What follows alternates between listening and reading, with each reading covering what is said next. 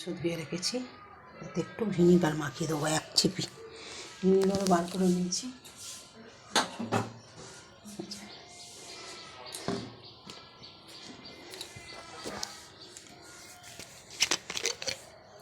এক চিপি মতন ভিনিগার মাখিয়ে দেবো, নরম সলিড মাংসগুলো না এটা নরম হয়ে থাকে ভিনিগারটা মাখিয়ে রাখলে।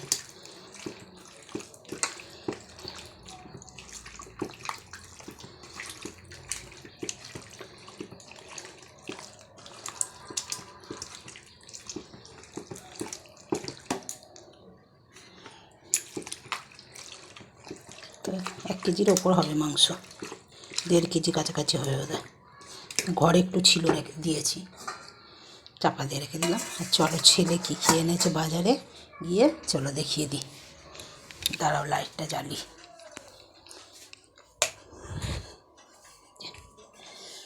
দেখো বাজারে এনেছে এই যে রাইস খাবে, দেখো রাইসের চাল এনেছে, বড় বড় চাল রাইস। দেখো কাজু কিশমিশ,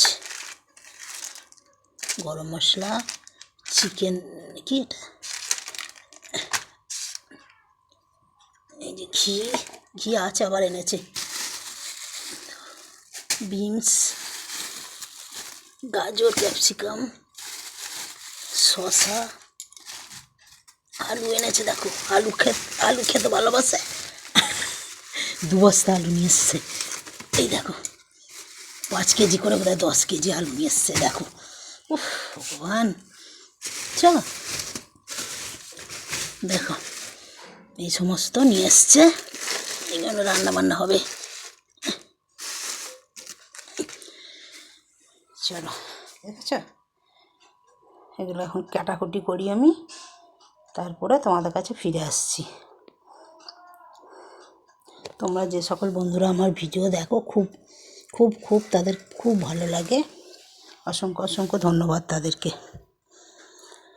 এরকমভাবেই আমাকে এগিয়ে যাওয়ার সাহায্য করো একটু একটু।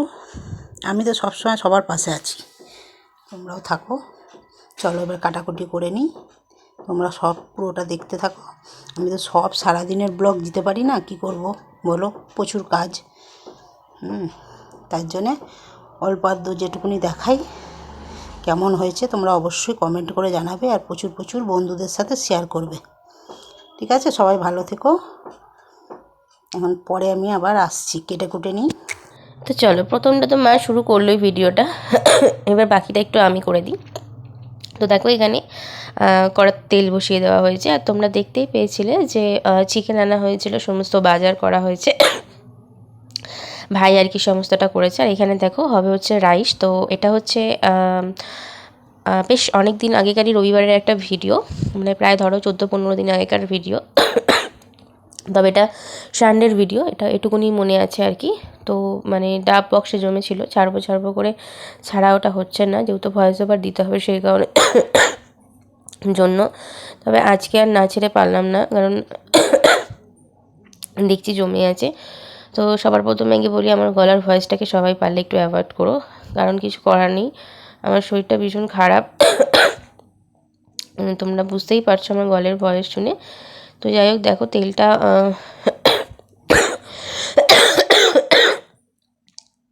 বেশ খানিকক্ষণ ধরে একটু গরম করে নেওয়ার পর দিয়ে দিলাম হচ্ছে আলু ছাড়া তো আমরা চিকেন খেতেই পারি না, মানে ঠিক কী বলবো, চোখ ছাড়া যেরকম অন্ধ মানুষ, মানে চোখ যদি কারোর খারাপ হয়ে যায় তাহলে অন্ধ, সেরকম আমরা চিকেনে আলু ছাড়া একদম অন্ধ যাকে বলা যায়। একটু কষ্ট করে আজকে ভয়েসটা শুনে নিও, হয়তো আস্তে আস্তে বলছি কথা, কারণ আমি জোরে কথা বলতে একদম পারছিও না। তো যাই হোক, এই দেখো আলুটা বেশ সুন্দর করে লাল লাল করে একদম ভেজে নিয়েছি। ভেজে নেওয়ার পর দেখো ফোড়নে দিয়ে দিয়েছি শুকনো লঙ্কা আর গোটা গরম মশলা। এখানে তোমরা তেজপাতাও দিতে পারো, বাট আমি তেজপাতা সেই সময় খুঁজে পাচ্ছিলাম না। আর এই চিকেনটা আমিই রান্না করছি।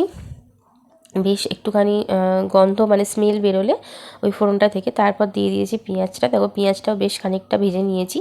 ভেজে নেওয়ার পর দেখো এবার দিয়ে দেবো হচ্ছে একটু টমেটোটা বেশ একটু গলে গলে মতন গেলেই তারপর দিয়ে দেবো চিকেনটা। তোমরা অবশ্যই জানো আমি চিকেনটাও একটু এর সাথে একটু ভেজে নিই, তাহলে চিকেনটা খুব সুন্দর লাগে খেতে। তো এটা এখন একটুখানি নেড়ে নেবো, কারণ যেহেতু এইমাত্র আমি টমেটোটা দিয়েছি।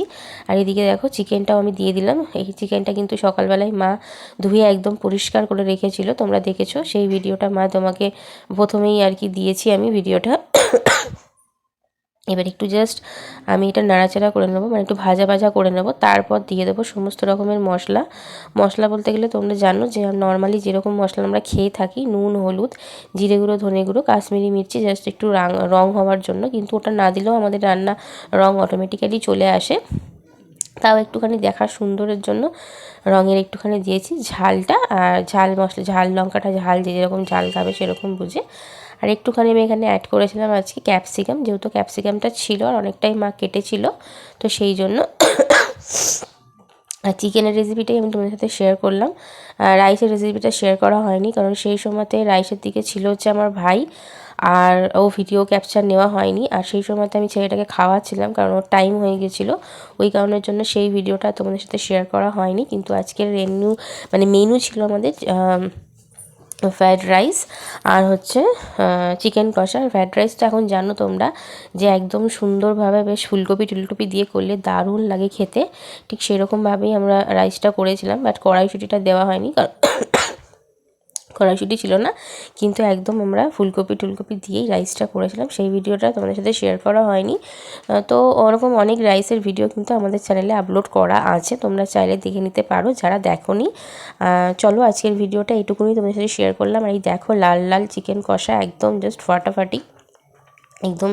আমার তো এখন ভয়েস ওভার দিতে দিতেই জল চলে আসছে। আর এখন আমরা চিকেন, মাটন, ফিশ, ডিম এগুলো কিছুই খেতে পারছি না, সেজন্য হয়তো আরও বেশি কষ্ট হচ্ছে। যাই হোক না কেন, চলো ভিডিওটা আজকের মতন এখানেই এন্ড করবো। এই ছোট্ট ভিডিওটা তোমাদের কেমন লাগলো আগেই বলে দিচ্ছি, এটা কিন্তু অনেক দিন আগেকার ভিডিও, এটা কিন্তু এখনকার ভিডিও নয়। তবে এটা সানডের ভিডিও, সানডের মেনু ছিল আমাদের এটা। ছোট্ট ভিডিওটা তোমাদের কেমন লাগলো অবশ্যই কিন্তু সবাই পুরো ভিডিও দেখো, স্কিপ না করে। দেখার পর একটা লাইক আর একটা কমেন্টস করে জানিও। যাদের কথা না বললে নয় ভিডিওতে, যারা আমাদেরকে এত এত সাপোর্ট করছো, এত এত ভালোবাসা দিচ্ছ, এত এত লাইক কমেন্টে আমার চ্যানেলকে ভরিয়ে তুলেছো, চ্যানেলটাকে সুন্দর করে তুলছো, তাদেরকে অনেক অনেক ধন্যবাদ। হয়তো তোমাদের পাশে সবসময় আমি থাকতে পারি না, কিন্তু সবসময় থাকার চেষ্টা করি। এইভাবেই থাকবো, তোমরাও এইভাবে আমার পাশে থেকো, অল্প অল্পভাবে থাকলেই হবে।